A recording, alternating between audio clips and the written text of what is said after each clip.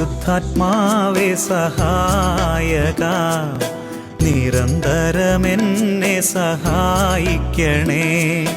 നിത്യവും കൂടെ വസിക്കുന്നോനേ, അഭിഷേകത്തിൻ അഗ്നി നിറച്ചിടണേ.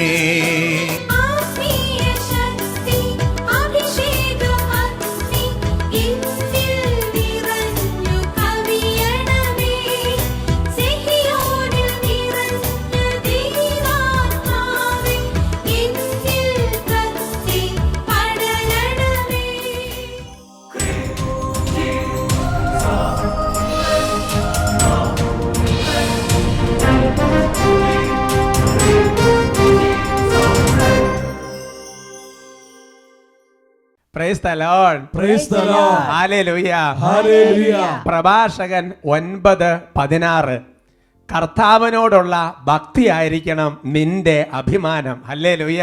ഹല്ലേലൂയ. അഭിഷേകാഗ്നി വചന ശുശ്രൂഷകൾ സംബന്ധിക്കുവാൻ കർത്താവിനാൽ പ്രത്യേകം തിരഞ്ഞെടുക്കപ്പെട്ട നിങ്ങളെയും നിങ്ങളുടെ കുടുംബങ്ങളെയും പരിശുദ്ധ അമ്മയുടെ വിമല ഹൃദയത്തിനും ഈശോയുടെ തിരുഹൃദയത്തിനും പ്രതിഷ്ഠിക്കുന്നു. ഈശോയുടെ തിരുഹൃദയത്തിലെ എളിമ കൊണ്ട് നിങ്ങൾ നിറയട്ടെ. ഹല്ലേലൂയ. സന്തോഷത്തോടെ പറയാം ഹല്ലേലൂയ. പ്രിയമുള്ള സഹോദരങ്ങളെ, ബഹുമാനപ്പെട്ട സേവർക്കാൻ വട്ടാലച്ചൻ്റെ ഒരു സ്നേഹ കൂട്ടായ്മയിൽ, പ്രാർത്ഥനാ കൂട്ടായ്മയിൽ നമ്മൾ ഇന്നത്തെ അഭിഷേകാഗ്നി ശുശ്രൂഷയിലേക്ക് പ്രവേശിക്കുകയാണ്. കർത്താവിൻ്റെ വലിയ സ്നേഹം അനുഭവിക്കാൻ കർത്താവ് ഈ ഞായറാഴ്ച ദിവസം നമ്മളെ വിളിക്കുകയാണ്. Praise the Lord. നമ്മൾ ആമുഖത്തിൽ കേട്ട വചനം കർത്താവിൻ്റെ ആത്മാവ് വെളിപ്പെടുത്തുകയാണ്. കർത്താവിനോടുള്ള ഭക്തി ആയിരിക്കണം നമ്മുടെ അഭിമാനം. പല കാര്യങ്ങളും നമ്മൾ അഭിമാനിക്കാറുണ്ട്.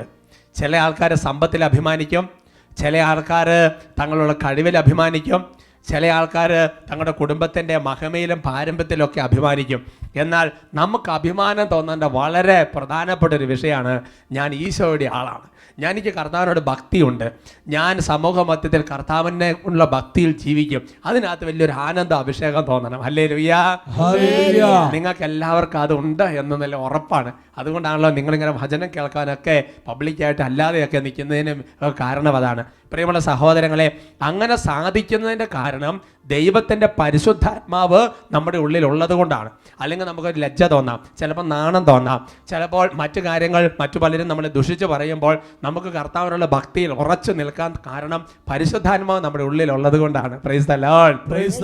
നമുക്ക് ഈ ഒരു കൃപയിൽ കുറച്ചുകൂടി ഉജ്ജ്വലിക്കാൻ ആഗ്രഹിച്ചുകൊണ്ട് പരിശുദ്ധാത്മാഭിഷേകം ഒരു പടി കൂടി വർദ്ധിക്കാൻ ആഗ്രഹിച്ചുകൊണ്ട് നമുക്ക് പ്രാർത്ഥിക്കാം. നമുക്ക് എഴുന്നേറ്റ് നിൽക്കാം. കുട്ടികളും മുതിർന്നവരും യുവാക്കളും എല്ലാവരും സാധിക്കുന്നവരെല്ലാവരും എഴുന്നേറ്റ് നിന്ന് നന്നായി പാടി ആരാധിച്ച് കർത്താവിനെ മഹത്വപ്പെടുത്തുകയാണ്. ഇത് നമ്മൾ ആരാധിക്കുമ്പോൾ വെറുതെ അല്ല, കർത്താവാണ് ഞങ്ങളുടെ അഭിമാനം, കർത്താവിനുള്ള ഭക്തിയാണ് ഞങ്ങളുടെ അഭിമാനം. ഞങ്ങൾക്ക് ലജ്ജയില്ല, ഞങ്ങൾക്ക് നാണമില്ല, മറ്റുള്ളവർ എന്ത് പറഞ്ഞാലും ഞങ്ങൾ ഞങ്ങളുടെ ഭക്തിയിൽ ഉറച്ചു നിൽക്കും. ആ ഒരു ചിന്തയോടെ ബോധ്യത്തോടെ ആരാധിക്കാം. നമുക്ക് ഒരുമിച്ച് സ്തുതിക്കാം. ഹല്ലേലൂയ, ഹല്ലേലൂയ, യേശുവേ ആരാധന, ആരാധന, ആരാധന, ആരാധന, ആരാധന, ആരാധന. ഹല ഹല ഹല ഹല ഹല ഹല ഹല ഹല ഹല ഹല ഹല ഹല ഹല ഹല ഹല ഹല ഹല. ഓ കർത്താവായ ദൈവമേ, ഞങ്ങളുടെ ജീവിതത്തിന്റെ പല സമയങ്ങളിൽ തളർന്നു പോകാവുന്ന, വീണ് പോകാവുന്ന, തകർന്നു പോകാവുന്ന ഒരുപാട് സാഹചര്യങ്ങൾ വന്നു. എന്നാൽ കർത്താവേ, അങ്ങയോടുള്ള ഭക്തി അവിടെ ഞങ്ങളുടെ ഹൃദയത്തെ നിക്ഷേപിച്ചതുകൊണ്ട് ഞങ്ങൾ ഉറച്ചു നിന്നു. അതുകൊണ്ട് ഞങ്ങൾ കർത്താവിനെ മഹത്വപ്പെടുത്താൻ പറ്റുന്നു, ഞങ്ങൾ കർത്താവിനെ ആരാധിക്കാൻ പറ്റുന്നു. കർത്താവേ, ഞങ്ങൾ അഭിമാനിക്കുന്നു, ഞങ്ങൾ സന്തോഷിക്കുന്നു, ഞങ്ങൾ ആരാധിക്കുന്നു. തളരരുതേ മനമേ, ആകുലമോ വരുതേ, പറഞ്ഞാലും വിശ്വസിക്കാനാവാത്ത ഒരത്ഭുതം ദൈവം ചെയ്തിടും. കൈകളടിച്ച് തളരരുതേ മനമേ, ആകുലമോ വരുതേ, പറഞ്ഞാലും വിശ്വസിക്കാനാവാത്ത ഒരത്ഭുതം ദൈവം ഉയർത്തി കൈയടിച്ച് തപ്പുകളാലെ കിന്നരമോടെ സ്തുതിച്ചിടുക മനമേ, തപ്പുകളാലെ കിന്നരമോടെ സ്തുതിച്ചിടുക മനമേ, ആകുലമില്ല ആനന്ദമാകും സ്തുതിച്ചിടുക മനമേ, ആകുലമില്ല ആനന്ദമാകും സ്തുതിച്ചിടുക മനമേ. ഓരോ ഓരോരുത്തരുടെ ഹൃദയത്തിൽ ഇപ്പോൾ പ്രാർത്ഥിക്കുകയാണ്, വലിയ സന്തോഷത്തോടെ ആരാധിക്കുകയാണ്. ഓ ദൈവമേ, പഴയ നിയമ ചരിത്ര കാലഘട്ടത്തിൽ കർത്താവെ ചെങ്കടലിന്റെ നടുവിൽ അകപ്പെട്ടപ്പോൾ, കൊടുങ്കാറ്റിന് നടുവിൽ അകപ്പെട്ടപ്പോൾ, കർത്താവെ കടലിന്റെ നടുവിൽ അകപ്പെട്ടപ്പോൾ, കർത്താവെ അവര് ഭക്തിയിൽ ഉറച്ചു നിന്ന്, വിശ്വാസത്തിൽ ഉറച്ചു നിന്ന്, ശത്രുക്കൾ ലജ്ജിതരായി അവർ വിജയം പ്രാപിച്ച്, കർത്താവെ അപ്പസ്തോലന്മാർ വലിയ ഞെരുക്കത്തിന്റെ കാലഘട്ടത്തിൽ കർത്താവിന്റെ ഭക്തിയിൽ ഉറച്ചു നിന്നും, ദൈവമേ ഈ ഒരു കാലഘട്ടത്തിൽ ഞെരുക്കം, രോഗം, പൈശാചിക പീഡകൾ, തകർച്ചകൾ, മഹാമാരികൾ, ദുർദശകൾ അലട്ടിക്കൊണ്ടിരുന്ന കാലഘട്ടത്തിൽ കർത്താവിനുള്ള ഭക്തിയിൽ ഉറച്ചു നിൽക്കാൻ തക്കവിധം പരിശുദ്ധാത്മാവേ ഞങ്ങളെ ശക്തിപ്പെടുത്തണമേ. ചെങ്കടലിന്റെ മുന്നിൽ നീ പതറുവതോ മനമേ, ചെങ്കടലിന്റെ മുന്നിൽ നീ പതറുവതോ മനമേ, ചെങ്കടൽ മീതെ കൈ നീട്ടു, നിന്റെ ദൈവം ഇറങ്ങി വരും, വഴികൾ തുറന്നു തരും. ചെങ്കടൽ മീതെ കൈ നീട്ടു, നിന്റെ ദൈവം ഇറങ്ങി വരും, വഴികൾ തുറന്നു തരും. കൈകൾ ഉയർത്തി കൈയടിച്ച് തപ്പുകളാലെ കിന്നരമോടെ സ്തുതിച്ചിടുക മനമേ, തപ്പുകളാലെ കിന്നരമോടെ സ്തുതിച്ചിടുക മനമേ, ആകുലമില്ല ആനന്ദമാകും സ്തുതിച്ചിടുക മനമേ, ആകുലമില്ല ആനന്ദമാകും സ്തുതിച്ചിടുക മനമേ. Hallelujah hallelujah hallelujah hallelujah hallelujah hallelujah hallelujah hallelujah hallelujah ഹല ഹല ഹല ഹല ഹല ഹല ഹല ഹല ഹല ഹല ഹല ഹല ഹല ഹല. ഓ കർത്താവേ, ജോബിനോട് അവിടുന്ന് ചോദിച്ചു, നിന്റെ ദൈവഭക്തി നിനക്ക് ബലം പകരുന്നില്ലേ? നിന്റെ ദൈവഭക്തി നിനക്ക് ബലം പകരുന്നില്ലേ? പ്രിയപ്പെട്ട മകനെ, മകളെ, നീ ഏത് ഞെരുക്കത്തിന്റെ നടുവിലാണെങ്കിലും, ഒരുപക്ഷെ തെറ്റിദ്ധാരണയായിരിക്കാം, രോഗമായിരിക്കാം, പലതരത്തിലുള്ള തടസ്സങ്ങളായിരിക്കാം, മുമ്പോട്ട് പോകാൻ പറ്റാത്ത വിധമുള്ള പലതരത്തിലുള്ള ഞെരുക്കങ്ങളിലൂടെ കടന്നു വരുന്ന കാലഘട്ടത്തിലായിരിക്കാം. ദൈവത്തിന് വചനം ചോദിക്കുകയാണ്, ദൈവഭക്തി നിനക്ക് പ്രത്യാശ നൽകുന്നില്ലേ? ദൈവത്തിൽ ആശ്രയിച്ചിട്ട് ആരാണ് നിരാശനായി പോയിട്ടുള്ളത്? ദൈവത്തിൽ ആശ്രയിച്ചിട്ട് ആരാണ് വീട് പോയിട്ടുള്ളത്? അല്ലയോ ദൈവ പൈതലേ, കർത്താവിന്റെ ആത്മാവ് കൽപ്പിക്കുന്നു, നീ ശക്തി പ്രാപിക്കുക, നീ വിടുതൽ പ്രാപിക്കുക, നീ ധൈര്യം അവലംബിക്കുക, നീ ധീരനായിരിക്കുക, നീ ശക്തനായിരിക്കുക. ആരാധന ആരാധന ആരാധന. ശക്തി നിറയട്ടെ, അഭിഷേകം നിറയട്ടെ, ദൈവഭക്തിയിൽ ഉറച്ചു നിൽക്കാൻ തക്കവിധം പരിശുദ്ധാത്മാവെ ഓരോ വ്യക്തികളെ അനുഗ്രഹിക്കണമെന്ന് പ്രാർത്ഥിക്കുന്ന കർത്താവേ, ദൈവഭക്തിയിൽ പതറാതെ പിടിച്ചു നിൽക്കാൻ കർത്താവിന്റെ ആത്മാവെ ഇവരെ ശക്തിപ്പെടുത്തണമെന്ന് പ്രാർത്ഥിക്കുന്നു. ഓ രക്തസാക്ഷികൾ മരണത്തിന്റെ മുമ്പിൽ കർത്താവിന്റെ ഭക്തിയിൽ വിശ്വാസം ഉറച്ചു നിന്നതുപോലെ ഉറച്ചു നിൽക്കാൻ തക്കവിധം പരിശുദ്ധാത്മാവെ ഇവരെ ശക്തിപ്പെടുത്തണമേ. Hallelujah hallelujah hallelujah hallelujah hallelujah hallelujah hallelujah. ഓ കർത്താവേ, പല കാലഘട്ടങ്ങളിൽ പല അവസ്ഥകളിലും കടന്നു പോയപ്പോൾ ദൈവഭക്തി ഉപേക്ഷിച്ച്, പ്രാർത്ഥന ഉപേക്ഷിച്ച്, പള്ളിപ്പോക്കില്ലാതെ, ദൈവോധന ഇല്ലാതെ, കൂദാശ സ്വീകരണമില്ലാതെ കഴിയുന്ന കുടുംബങ്ങളുടെ മേൽ ഇപ്പോൾ പൈശാചിക മതങ്ങൾ യേശു നാമത്തിൽ ബന്ധിച്ച് വിട്ടുമാറട്ടെ. ആരാധന ആരാധന ആരാധന ആരാധന ആരാധന ആരാധന ആരാധന.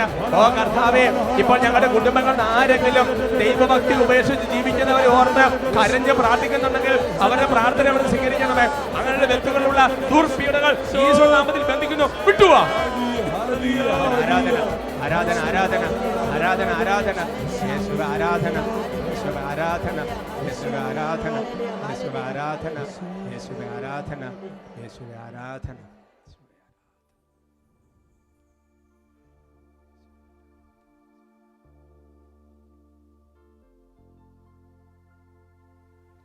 Praise the Lord. Praise the Lord. Hallelujah. Hallelujah. കർത്താവ് വലിയ കൃപ ചൊരിഞ്ഞിട്ടുണ്ട്. നമുക്ക് സ്വസ്ഥാനങ്ങളിലേക്ക് സ്വസ്ഥമായിരിക്കാം. പ്രിയമുള്ള സഹോദരങ്ങളെ, ഇന്ന് നമ്മൾ ചിന്തിക്കുന്ന വിഷയം മൗനം പാലിച്ച് നശിക്കരുത്. റോമാലേഖനത്തിൽ 9-ാമത്തെ അധ്യായത്തിൻ്റെ 17-ാമത്തെ വാക്യം, വിശുദ്ധ ഗ്രന്ഥം ഫറവോയോട് പറയുന്നു, ഭൂമിയിൽ എങ്ങും എൻ്റെ നാമം ഉദ്ഘോഷിക്കപ്പെടുന്നതിനും എൻ്റെ ശക്തി നിന്നിൽ വെളിപ്പെടുത്തുന്നതിനും വേണ്ടിയിട്ടാണ് ഞാൻ നിന്നെ ഉയർത്തിയത്. ഉച്ചത്തിൽ പറയാം ഹല്ലേലൂയ ഹല്ലേലൂയ. വിശുദ്ധ ഗ്രന്ഥം, ബൈബിളിൽ ദൈവവചനം ഫറവോയെക്കുറിച്ച് ഒരു കാര്യം പറയുക. ഫറവോ എന്ന് പറഞ്ഞാൽ ആരാണെന്ന് നമുക്കറിയാം. ഈജിപ്തിലെ ഒരു സ്ഥാനപ്പേരാണ് ഫറവോ എന്ന് പറയുന്നത്. ഉദാഹരണം പറഞ്ഞാൽ പ്രധാനമന്ത്രി ഒരു സ്ഥാനപ്പേരാണ്, അല്ലെങ്കിൽ പ്രസിഡന്റ് ഒരു സ്ഥാനപ്പേരാണ്, അല്ലെങ്കിൽ എന്താ പറയുന്നത്, ഒരു വൈദികൻ ഒരു സ്ഥാനപ്പേരാണ്, പ്രസിഡന്റ് പഞ്ചായത്ത് പ്രസിഡന്റ് ഒരു സ്ഥാനപ്പേരാണ് എന്ന് പറയുന്നത് പോലെ ഈജിപ്തിൽ ഒരു ഭരണാധികാരിയുടെ സ്ഥാനപ്പേരാണ് ഫറവോ എന്ന് പറയുന്നത്. അപ്പോൾ ഒരു ഫറവോയെക്കുറിച്ച് ദൈവത്തിൻ്റെ വചനം വെളിപ്പെടുത്തുകയാണ്. എന്താണ് ദൈവത്തിൻ്റെ വചനം വെളിപ്പെടുത്തുന്നത്? ഭൂമിയിലെങ്ങും എൻ്റെ നാമം ഉദ്ഘോഷിക്കപ്പെടാൻ, എൻ്റെ ശക്തി നിന്നിൽ വെളിപ്പെടുത്താനും വേണ്ടിയിട്ടാണ് ഞാൻ നിന്നെ ഫറവോ എന്ന് പറയുന്ന ഈ സ്ഥാനത്തേക്ക് ഉയർത്തിയിരിക്കുന്നത്. ഉച്ചത്തിൽ പറയാം hallelujah, hallelujah. Praise the Lord. Praise the Lord. നമുക്കറിയാം എൻ്റെ സഹോദരങ്ങളെ, ഫറവോ എന്ന് പറയുന്നത് ഒരു തിരഞ്ഞെടുക്കപ്പെട്ടവനല്ല. ഫറവോ എന്ന് പറയുന്നത് ഒരു ക്രിസ്ത്യാനിയല്ല. ഫറവോ എന്ന് പറയുന്നത് അന്നത്തെ പശ്ചാത്തലത്തിൽ ഒരു യഹൂദ മതക്കാരനല്ല, പിന്നെയോ ഒരു വിജാതീയ രാജാവാണ്. അപ്പോൾ ഒരു വിജാതീയ രാജാവായ ആ ഫറവോയെ, അല്ലെങ്കിൽ ആ വ്യക്തിയെ, ആ ഫറവോ സ്ഥാനത്തേക്ക് ദൈവം ഉയർത്തുന്നതിന് പുറകിൽ പോലും ദൈവത്തിനൊരു പദ്ധതിയുണ്ട്. എന്തിനു വേണ്ടിയിട്ടാ? ഭൂമിയിലെങ്ങും കർത്താവിൻ്റെ നാമം ഉദ്ഘോഷിക്കപ്പെടണം, ദൈവത്തിൻ്റെ ശക്തി ഈ ഫറവോയിൽ അവിടെ വെളിപ്പെടണം. അതിനു വേണ്ടിയിട്ടാണ് ദൈവം ഉയർത്തിയത്. Price the Lord. Praise the Lord. ഒരു വിജാതീയ ഭരണാധികാരിയെ ദൈവം ഉയർത്തുമ്പോൾ പോലും ദൈവത്തിന് ചില പദ്ധതികളുണ്ട് എന്ന് നമ്മൾ മനസ്സിലാക്കണം. പ്രിയമുള്ള സഹോദരങ്ങളെ, ഈ വചനം പഴയ നിയമത്തിൽ പുറപ്പാടിൻ്റെ പുസ്തകത്തിൽ 9-ാമത്തെ അധ്യായത്തിൻ്റെ 16-ാമത്തെ വാക്യത്തിലുള്ള വചനമാണ്. Exodus chapter 9:16. ആ വചനത്തെ കോട്ട് ചെയ്തിട്ടാണ് റോമാലേഖനത്തിൽ പൗലോസ് ശ്ലീഹ അവതരിപ്പിച്ചിരിക്കുന്നത്. ആ വചനം നമുക്കൊന്ന് ശ്രദ്ധിക്കാം. എൻ്റെ ശക്തി നിനക്ക് കാണിച്ചു തരാനും അങ്ങനെ എൻ്റെ നാമം ലോകം മുഴുവൻ പ്രഘോഷിക്കാനും വേണ്ടിയാണ് ഞാൻ നിന്നെ ജീവിക്കാൻ അനുവദിച്ചത്. അപ്പോൾ ആദ്യം കേട്ട വചനവും ഈ വചനം നമ്മൾ ചെറിയൊരു വ്യത്യാസമുണ്ട് അല്ലേ? ആദ്യം കേട്ട വചനത്തിൽ എങ്ങനെയായിരുന്നു? ഫറവോയെ ഫറവോ സ്ഥാനത്തേക്ക് ഉയർത്തിയത് എന്നാണ് പറയുന്നതെങ്കിൽ, പഴയ നിയമത്തിൽ അതിൻ്റെ ഒറിജിനൽ വചനത്തിൽ കിടക്കുന്നത് ലെറ്റ് യു ലിവ്, ഞാൻ നിന്നെ ജീവിക്കാൻ അനുവദിച്ചത് എന്നുള്ളതാണ്. എന്തിനു വേണ്ടിയിട്ടാണ്? നിങ്ങളെ വചനത്തിലേക്ക് നോക്കിക്കുക സഹോദരങ്ങളെ. എൻ്റെ ശക്തി, ദൈവത്തിൻ്റെ ശക്തി നിനക്ക് കാണിച്ചു തരാനും അങ്ങനെ എൻ്റെ നാമം ലോകം മുഴുവൻ പ്രഘോഷിക്കപ്പെടാൻ വേണ്ടിയിട്ടാണ് ഞാൻ നിന്നെ ഫറവോ സ്ഥാനത്ത് ജീവിക്കാൻ അനുവദിച്ചത്. ഞാൻ നിന്നെ ഫറവോ എന്ന് പറഞ്ഞ സ്ഥാനത്തേക്ക് ഉയർത്തിയത്. ഹല്ലേലൂയാ, ഹല്ലേലൂയ. അത് വളരെ ശരിയാണ്. കാരണം ഫറവോയുടെ ഹൃദയം കഠിനമായി. ഫറവോ ഈജിപ്തിൽ നിന്ന് ഇസ്രായേൽ ജനത്തെ വിളിച്ച് അല്ലെങ്കിൽ പുറത്തേക്ക് കൊണ്ടുപോകാൻ സമ്മതിക്കാതെ പല തരത്തിലുള്ള പ്രതിസന്ധികൾ ഉണ്ടാക്കി. അപ്പോൾ എന്താ സംഭവിച്ചത്? ഫറവോ ജീവിക്കുന്ന ഏക ദൈവത്തിൻ്റെ ശക്തി ഫറവോയുടെ മുമ്പിൽ വെളിപ്പെട്ടു. അതാണ് കർത്താവ് പറയുന്നത്, എൻ്റെ ശക്തി നിനക്ക് കാണിച്ചു തരാൻ. എന്നിട്ട് പറഞ്ഞില്ല, അതുവഴി എൻ്റെ നാമം ലോകം മുഴുവൻ ഉദ്ഘോഷിക്കപ്പെടാൻ വേണ്ടിയിട്ട്. അത് ശരിയാണ് സഹോദരങ്ങളെ. ഇന്ന് ആ പഴയ ഈജിപ്തിൻ്റെ ചരിത്രം, ഇസ്രായേൽക്കാരുടെ ചരിത്രം, അതെല്ലാം നമ്മൾ പഠിക്കുകയാണ്. ദൈവത്തിൻ്റെ ശക്തി അന്ന് 10 മഹാമാരികളുടെ സമയത്ത് വെളിപ്പെടുത്തിയ കാര്യങ്ങളൊക്കെ ഇന്നും ലോകം മുഴുവൻ പ്രഘോഷിക്കപ്പെട്ടുകൊണ്ടിരിക്കുകയാണ്. അപ്പോൾ ബൈബിളിലെ എല്ലാ വചനങ്ങളും സത്യമാണ്. ഒറ്റ വചനം പോലും പാഴ്വചനമില്ല. എൻ്റെ സഹോദരങ്ങളെ, ഈ വചനഭാഗം വായിച്ചപ്പോൾ എൻ്റെ മനസ്സിൽ ഇങ്ങനൊരു ചിന്ത പരിശുദ്ധാത്മാവ് നൽകി. അതിതാണ്, ഒരു വിജാതീയ രാജാവായ ഫറവോയെ കുറിച്ച് ദൈവത്തിന് ഇങ്ങനെയുള്ള ചില പദ്ധതികൾ ഉണ്ടെങ്കിൽ, എൻ്റെ പ്രിയപ്പെട്ട സഹോദരങ്ങളെ, യേശു എന്ന നാമം ധരിക്കുന്ന, ക്രിസ്ത്യാനി എന്ന നാമം ധരിക്കുന്ന, യേശുവിനെ അറിയാൻ വിളി ലഭിച്ചിട്ടുള്ള നമ്മളെ ഓരോരുത്തരെയും കുറിച്ചുള്ള ദൈവത്തിൻ്റെ പദ്ധതി, ദൈവത്തിൻ്റെ സ്വപ്നം എത്ര മനോഹരമായിരിക്കും സഹോദരങ്ങളെ. ഒരു വിജാതീയ രാജാവിനെ കുറിച്ച് പോലും ദൈവത്തിൻ്റെ പദ്ധതി ഉണ്ടെങ്കിൽ, തിരഞ്ഞെടുക്കപ്പെട്ടവരായ നമ്മളെക്കുറിച്ചുള്ള ദൈവത്തിൻ്റെ പദ്ധതി എത്രയോ മനോഹരമായിരിക്കും. അതുകൊണ്ട് സഹോദരങ്ങളെ, നമ്മൾ നിസ്സാര ആൾക്കാരാണെന്ന് വിചാരിക്കരുത്. ദൈവത്തിന് നമ്മളെക്കുറിച്ച് മനോഹരമായ ചില പദ്ധതികളുണ്ട്. ചില കാര്യങ്ങൾ ദൈവം നമ്മളോട് നിറവേറ്റാൻ ആഗ്രഹിക്കുന്നുണ്ട്. ഈ വചനത്തിൻ്റെ വെളിച്ചത്തിൽ പഴയ നിയമത്തിൽ ചിലരെ കർത്താവ് ചില കാര്യങ്ങൾ ഉത്ബോധിപ്പിക്കുന്നുണ്ട്. സംഖ്യയുടെ പുസ്തകത്തിൽ 16-ാമത്തെ അധ്യായത്തിൻ്റെ 9-ാമത്തെ വാക്യത്തിൽ നമുക്ക് വായിക്കാൻ പറ്റും. Book of numbers chapter 16:9. കർത്താവിൻ്റെ കൂടാരത്തിൽ ശുശ്രൂഷ ചെയ്യാനും സമൂഹത്തിൻ്റെ മുമ്പിൽ നിന്ന് സേവനം അനുഷ്ഠിക്കാനും ഇസ്രായേലിന്റെ ദൈവം സമൂഹത്തിൽ നിന്ന് നിങ്ങളെ വേർതിരിച്ചത് നിസ്സാര കാര്യമാണോ? Hallelujah, hallelujah. അതിന്റെ പശ്ചാത്തലം നമ്മളൊന്ന് മനസ്സിലാക്കുന്നത് നല്ലതാണ്. അതായത് അഹറോനെയും മോശയെയും ദൈവം ചില പ്രത്യേക കാര്യങ്ങൾക്ക് വേണ്ടി ഉയർത്തിയിരിക്കുകയാണ്. ആ സമയത്ത് മോശയ്ക്കെതിരെ അഹറോനെതിരെ ആ സമൂഹത്തിനോട് ചിലർ പിറുപിറുക്കുകയാണ്. അങ്ങനെ ചില പിറുപിറുത്ത് ആ മോശയ്ക്കും അഹറോനും എതിരെ ചില തന്ത്രങ്ങളൊക്കെ മെനയുകയാണ്. അപ്പോൾ കർത്താവിൻ്റെ ആത്മാവ് അവരോട് ചോദിക്കുന്നൊരു ചോദ്യമാണ്, കർത്താവിൻ്റെ കൂടാരത്തെ ശുശ്രൂഷ ചെയ്യാനും സമൂഹത്തിന് മുമ്പിൽ സേവനം അനുഷ്ഠിക്കാനും ഇസ്രായേലിന്റെ ദൈവം സമൂഹത്തിൽ നിന്ന് നിങ്ങളെ വേർതിരിച്ച നിസ്സാര കാര്യമാണോ? ഇതൊരു നിസ്സാര കാര്യമാണോ? അതുകൊണ്ട് എൻ്റെ സഹോദരങ്ങളെ, യേശുവിനെ അറിയാൻ വിളി ലഭിച്ച ആൾ ലോകത്തിൻ്റെ ചില കാര്യങ്ങളിൽ നിന്ന് വേർപെട്ട് ലോകത്തിൻ്റെ ചില തരത്തിലുള്ള അവസ്ഥകളിൽ നിന്ന് മാറി കർത്താവിന് ചേർന്ന, കർത്താവിൻ്റെ വചനത്തിന് ചേർന്ന ഒരു ജീവിതം നയിക്കുക ഒരു നിസ്സാര കാര്യമല്ല. എന്ന് പറഞ്ഞാൽ ഈ ലോകത്തിൽ ദൈവത്തിന് ചില പ്രത്യേക പ്രവർത്തികൾ നമ്മളിലൂടെ ദൈവത്തിന് നിർവഹിക്കാനുണ്ട്. അതിന് വേണ്ടിയിട്ടാണ് ദൈവം നമ്മളെ വേർതിരിച്ചിരിക്കുന്നത്. അതിന് വേണ്ടിയിട്ടാണ് ദൈവഭക്തി നൽകിയിരിക്കുന്നത്. അതിന് വേണ്ടിയിട്ടാണ് വിശ്വാസം നൽകിയിരിക്കുന്നത്. അതിന് വേണ്ടിയിട്ടാണ് പ്രാർത്ഥന തീക്ഷണം നൽകിയിരിക്കുന്നത്. അതിന് വേണ്ടിയിട്ടാണ് ധ്യാന ശുശ്രൂഷകൾ ഒരുക്കി തരുന്നത്. അതിന് വേണ്ടിയിട്ടാണ് വചനം പഠിക്കാൻ കൃപ നൽകുന്നത്. അതിന് വേണ്ടിയിട്ടാണ് ഒരുപാട് കാര്യങ്ങൾ, ഒരുപാട് ജ്ഞാനം ദൈവത്തിൻ്റെ ആത്മാവ് നമുക്ക് വെളിപ്പെടുത്തി തരുന്നത്. Price the Lord. Praise the Lord. അതുകൊണ്ട് സഹോദരങ്ങൾ, ഇത് നിസ്സാര കാര്യമല്ല. നമ്മൾ മാമോദിസ മുങ്ങിയില്ല എന്നുള്ളതല്ല വിഷയം. നമ്മൾക്ക് യേശുവിനെ അറിയാനായിട്ട് ഒരു വിളി കിട്ടിക്കഴിഞ്ഞാൽ എൻ്റെ പ്രിയപ്പെട്ട സഹോദരങ്ങളെ, നാനാജാതി മതസ്ഥർ ഈ ശുശ്രൂഷകളെ സംബന്ധിക്കുന്നുണ്ട്. അതുകൊണ്ട് യേശുവിനെ അറിയാൻ ഒരു വിളി ലഭിച്ചാൽ നമുക്ക് ഈ ഭൂമിയിൽ നമ്മൾ തന്നെ ചെയ്ത് തീർക്കേണ്ട ചില ഉത്തരവാദിത്തങ്ങളുണ്ട്, ചില കടപ്പാടുകളുണ്ട്. Praise the Lord. Praise the Lord. അതിനെക്കുറിച്ച് കുറച്ചുകൂടെ നമുക്കൊരു വെളിച്ചം കിട്ടാൻ എസ്തേറിന്റെ പുസ്തകത്തിൽ 4-ാമത്തെ അധ്യായത്തിന്റെ 14-ാമത്തെ വാക്യം നമ്മളെ സഹായിക്കും. Book of Esther chapter 4:14. വചനം ഇങ്ങനെയാണ് കാണുന്നത്: ഇതുപോലൊരു സമയത്ത് നീ മൗനം പാലിച്ചാൽ യഹൂദർക്ക് മറ്റൊരിടത്ത് നിന്ന് ആശ്വാസവും മോചനവും വരും, പക്ഷേ നീയും നിന്റെ പിതൃഭവനവും നശിക്കും. ഇത്തരമൊരു കാലത്തേക്കായിട്ടല്ല നീ രാജ്ഞി സ്ഥാനത്ത് വന്നിരിക്കുന്നതെന്ന് ആർക്കറിയാം? Price the Lord. Praise the Lord. ഈ വചനത്തിന്റെ അർത്ഥം മനസ്സിലാകണമെന്നുണ്ടെങ്കിൽ അവിടെ ഉണ്ടായ ചില സംഭവ വികാസങ്ങൾ നമ്മളൊന്ന് മനസ്സിലാക്കണം. ആ സംഭവ വികാസം എങ്ങനെയാണ്? അതായത് ചെറുപ്പത്തിൽ തന്നെ അപ്പനും അമ്മയും മരിച്ചുപോയ അനാഥ പെൺകുട്ടിയാണ് എസ്തേർ.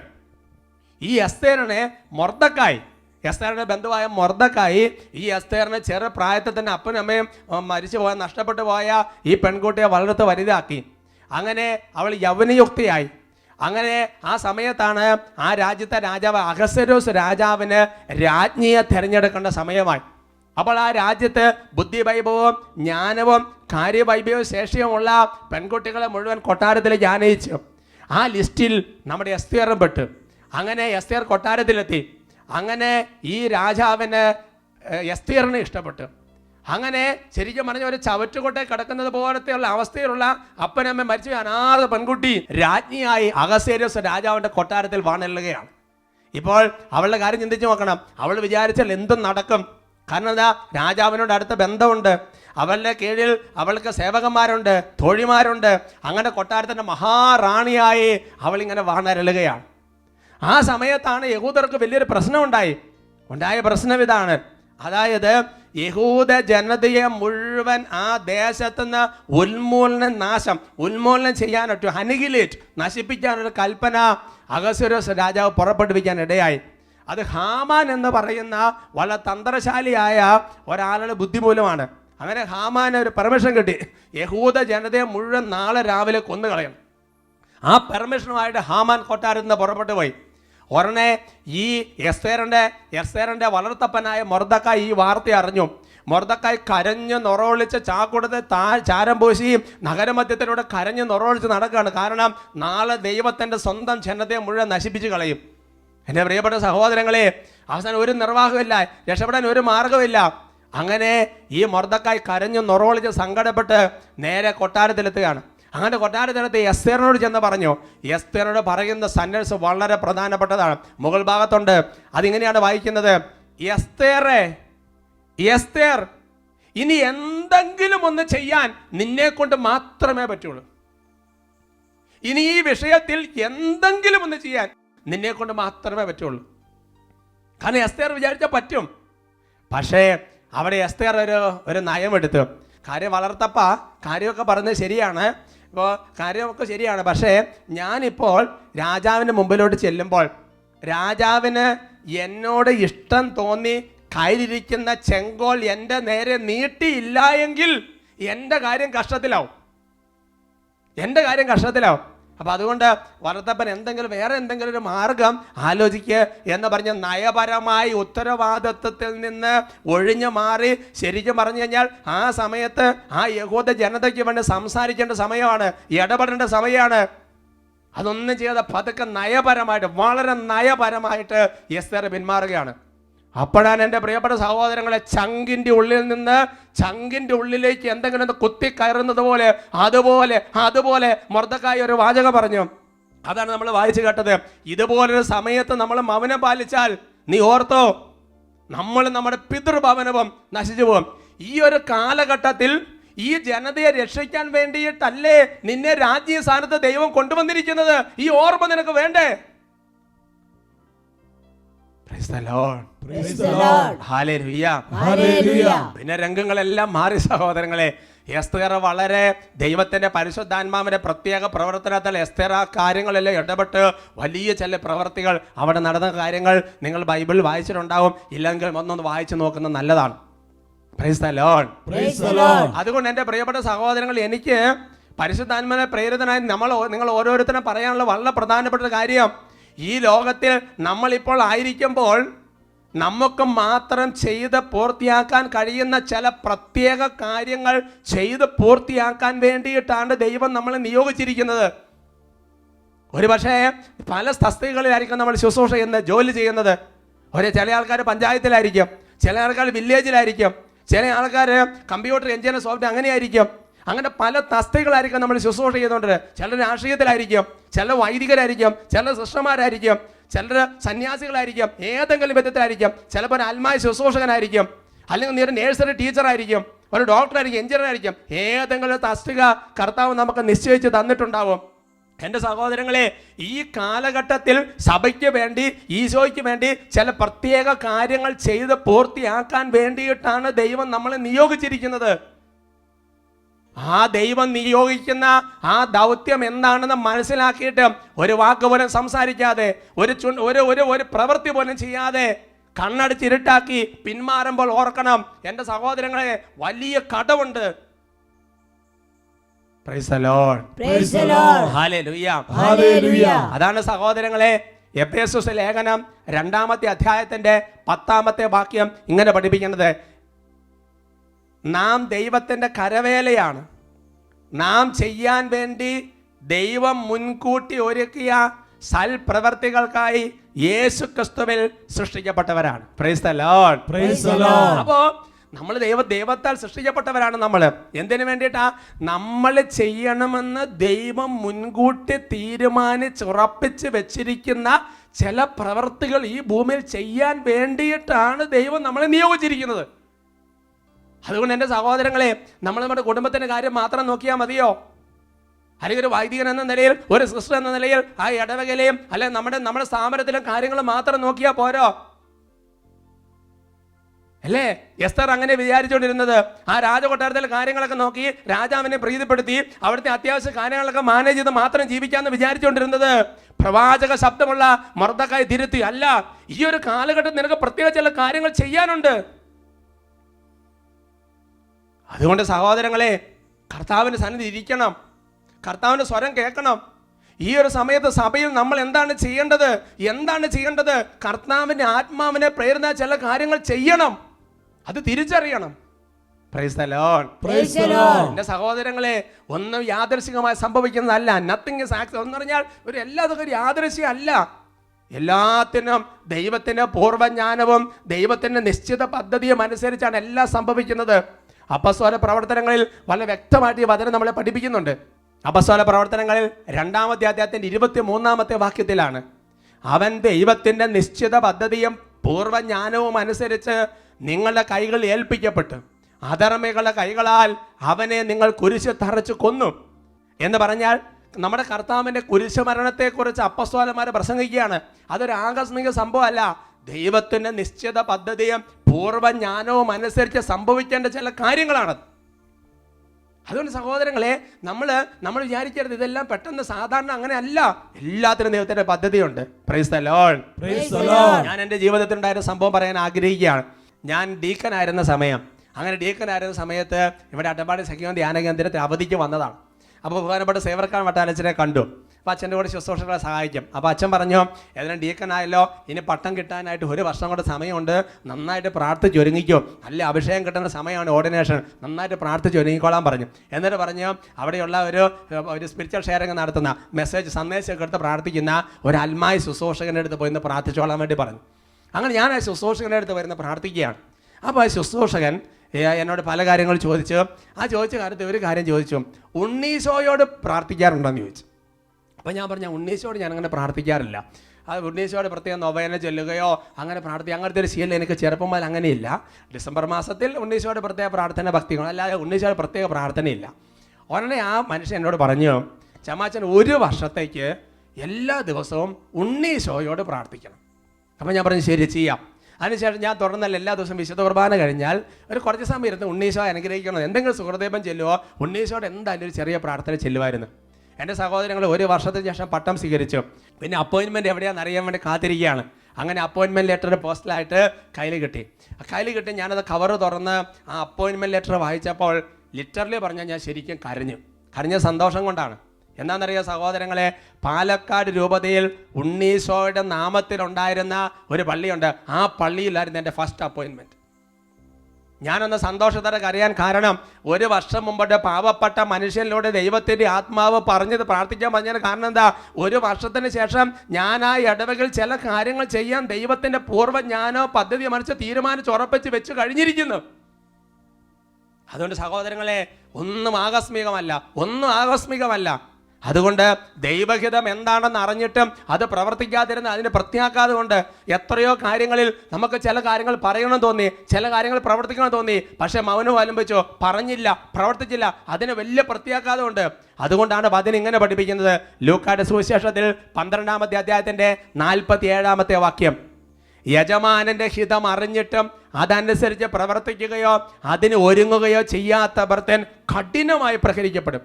എത്രയോ തവണ ഇതല്ല ദൈവഗീതം, ഇത് ശരിയല്ല എന്ന് ഉള്ളിൻ്റെ ഉള്ളിൽ എത്രയോ സമയം പരിശുദ്ധാത്മാവ് സംസാരിച്ചു. പക്ഷെ നമ്മൾ എന്തെങ്കിലും പറഞ്ഞോ, എന്തെങ്കിലും സ്റ്റെപ്പ് എടുത്തോ?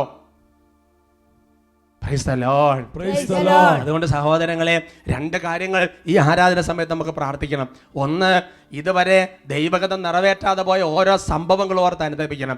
2, ദൈവഗതം മനസ്സിലാക്കി അതിനുവേണ്ടി എന്ത് വില കൊടുത്തും മുന്നോട്ട് പോകുന്ന ധൈര്യത്തിൻ്റെ കൃപ കർത്താവ് നമുക്ക് തരട്ടെ.